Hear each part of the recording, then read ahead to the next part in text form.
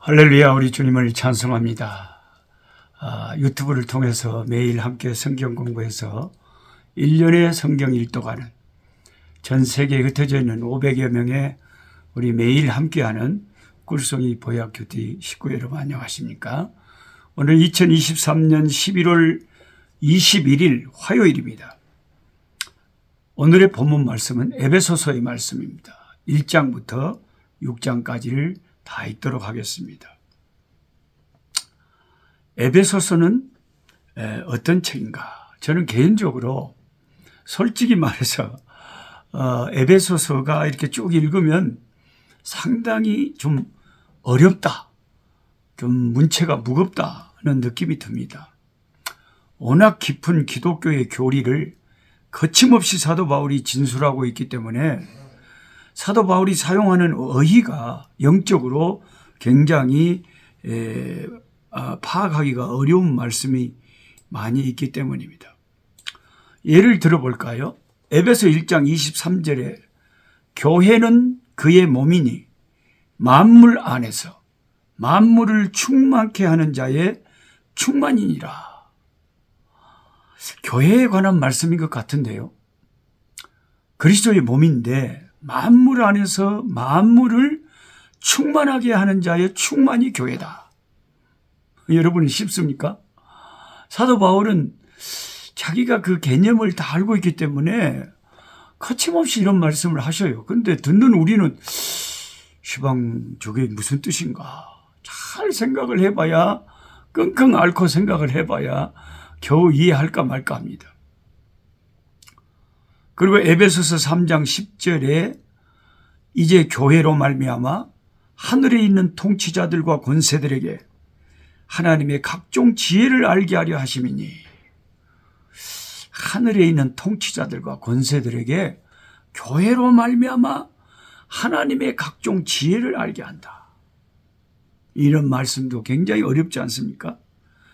과연 여기에 하늘에 있는 통치자들과 권세들은 누군지, 그리고 하나님의 각종 지혜는 뭘 말하는 건지, 교회를 통해서 이렇게 하시고자 하는 의도는 무엇인지, 그런 거 여러분 그냥 개념이 쫙 파악이 됩니까? 그래서 제가 에베소서가 상당히 어렵다는 거죠. 단어를 모르는 것이 아니라 한국 사람이니까 한국말을 아는데 사도 바울이 말하고자 하는 영적인 의미가 무엇인지 얼른 감이 안 잡혀서 오랫동안 끙끙거리며 생각하고 묵상하고 연구해야 조금 희미하게나마 그 뜻을 파악을 하게 됩니다. 그래서 저는 개인적으로 에베소서 연구로 외국에서 신학 박사 학위를 취득하신 고려신학대학원의 길성남 교수님이 쓰신 그 박사 학위 논문이기도 한 에베소서를 그 책을 밑줄을 쳐가면서 읽으며 그 뜻을 파악하고자 힘써 보았습니다. 에베소서는 바울이 쓴 성경으로 골로새서와 쌍둥이 책이라고 불리웁니다.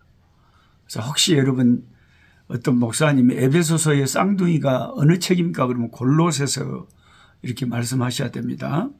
여러분 이 두 서신서를 잘 비교해 보면 너무나 닮아 있어요. 쌍둥이. 55개 이상의 구절이 닮아 있어요. 에베소서는 교회를 자주 언급하면서 교회의 중요성을 강조합니다. 제 설명을 들으시고 여러분이 에베소서를 읽으시면 이해를 하실 겁니다. 교회는 그리스도 예수님의 몸이라고 합니다. 그래서 교회는 신부와 같다고 했죠. 교회의 신랑은 예수 그리스도십니다. 주님은 이 교회를 위해서 자기 목숨을 희생하셨던 것입니다. 또한 교회는 사도와 선지자들이 기초를 세우고 예수님께서 모퉁이 돌이 되십니다. 에베소서는 바울이 옥중에서 쓴 책이다. 그래서 옥중서신이다 그러죠. 로마서처럼 논리적이고 체계적으로 기록되어 있습니다. 어떤 믿음의 형제는 에베소서를 설명할 때 세 단어로 요약했습니다. 그것은 앉으라, 행하라, 서라라는 새 동사입니다. 예수님은 십자가로 승리하시고 부활 승천하시어 하나님 오른편에 앉으셨다. 에베소 4장 8절에 말씀합니다. 예수님은 십자가로 승리하시고 부활 승천하셔서 하나님 보좌 오른편에 앉으셨다. 이것은 예수님의 완전한 승리를 말하는 거죠. 그래서 우리는 예수님의 승리 안에서 앉아서 그 승리를 누려야 된다는 거예요. 이미 승리하신 주님을 우리는 알아야 된다는 거죠. 이미 승리한 싸움을 우리가 싸우고 있다는 것을 생각하고 들어가야 된다는 것입니다. 하나님의 보좌 우편은 모든 것을 다스리는 자리입니다. 승리자의 자리입니다. 예수님의 승리는 곧 교회의 승리이기 때문에 교회는 그리스도와 함께 지금 하나님 우편에 앉아 있는 상태다. 교회는 승리한 주님과 함께하는 자리다. 이것이 현재 교회의 위치이며 예수 믿는 성도의 영적인 자리입니다. 앞으로도 다스릴 것이지만 바로 현재 지금도 우리는 다스리는 위치에 있다는 것을 알아야 됩니다. 하나님은 예수 안에서 우리에게 사탄의 권세를 결박하며 제압하는 영적인 권세를 주셨습니다. 누가복음 10장 19절에 내가 너희에게 뱀과 정갈을 밟으며 원수의 모든 능력을 제어할 권능을 주었으니 너희를 해칠 자가 결코 없으리라고 하셨습니다. 이미 주님이 주셨다는 말씀을 믿어야 됩니다. 여러분, 우리가 병든 사람을 위해서 기도하고 귀신을 쫓아내는 기도를 하고 막 이렇게 주의 이름으로 담대히 나아갈 때 이런 믿음이 있어야 역사가 일어나는 거죠. 근데 이런 믿음은 이렇게 주님이 하신 말씀을 알아야 이런 믿음이 생겨져요. 말씀 안에서 믿음이 생기는 거죠. 그러니까 예수님께서 너희를 해칠 자가 결코 없을 것이고 내가 원수의 능력을 제어할 권능을 너희에게 주었다. 이미 저와 여러분은 원수의 능력을 제어할 권능을 받은 자들이다. 이것을 알고 영적인 싸움을 해야 된다는 것입니다. 우리의 위치는 그리스도 안에 있는 자들입니다. 할렐루야.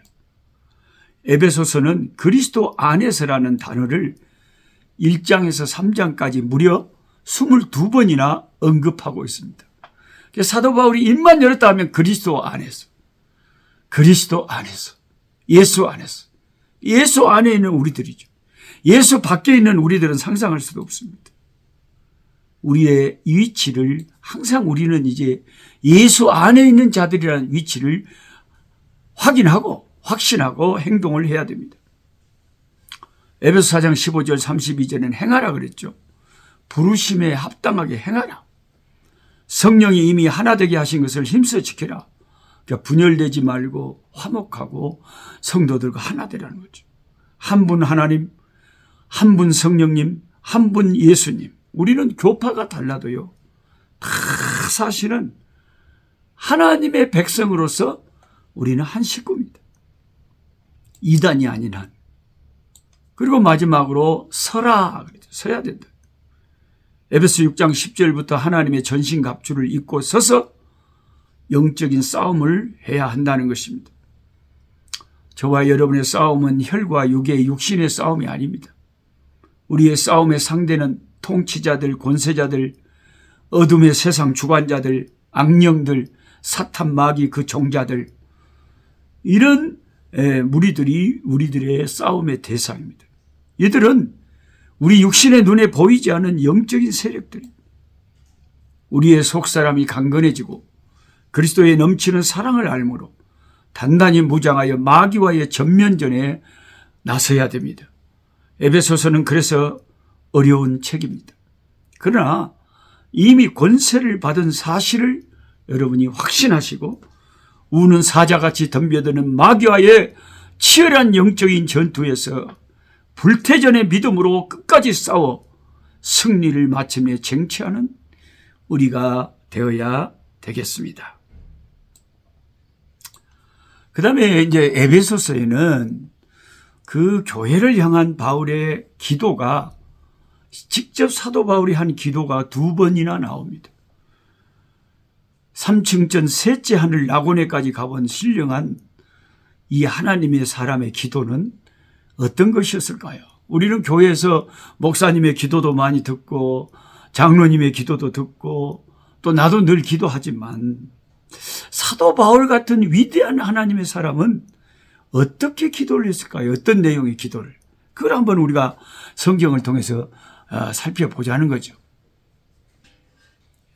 이제 제가 바울의 기도를 읽을 테니까 땡땡땡에 자신의 이름을 넣어가지고 사도 바울처럼 함께 소리를 내서 함께 기도를 해봅시다.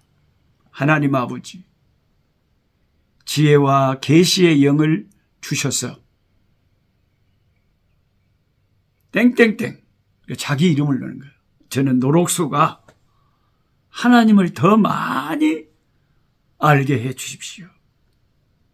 노록수가 마음 눈을 밝혀져 가지고 나의 부르심의 소망이 무엇인지 알게 해 주소서. 내 영의 눈이 밝아져서 하나님이 내게 어떤 은혜를 베푸셨는지를 깨닫게 하소서. 나의 사명을 발견하게 하소서.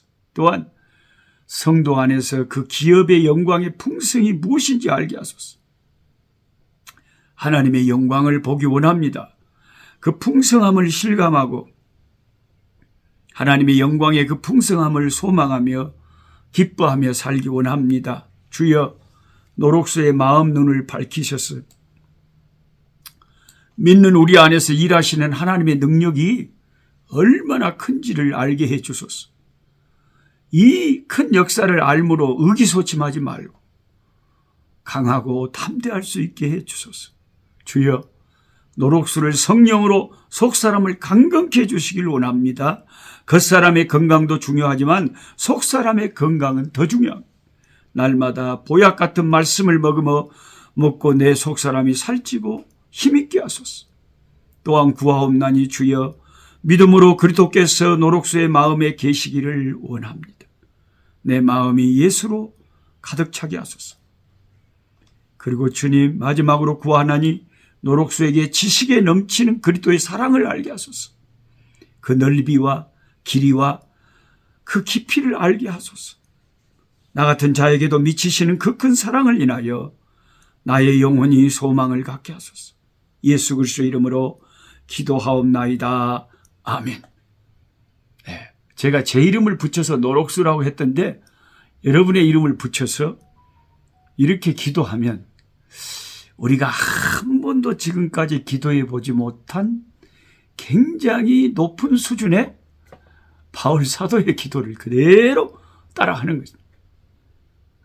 참, 성경에는 이렇게 하나님이 쓰시는 사람들의 기도문이 그대로 생생하게 적혀 있어서 우리가 기도를 공부하는데 얼마나 도움이 되는지 몰라요.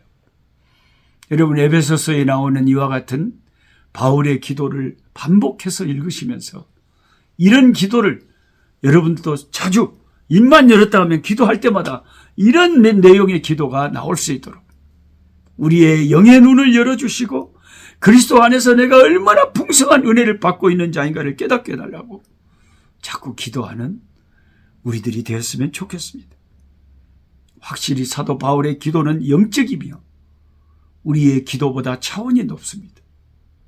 그러나 우리도 자꾸 수준 높은 하나님의 사람들의 기도를 따라하다 보면 우리도 비슷하게 따라가게 될 것입니다.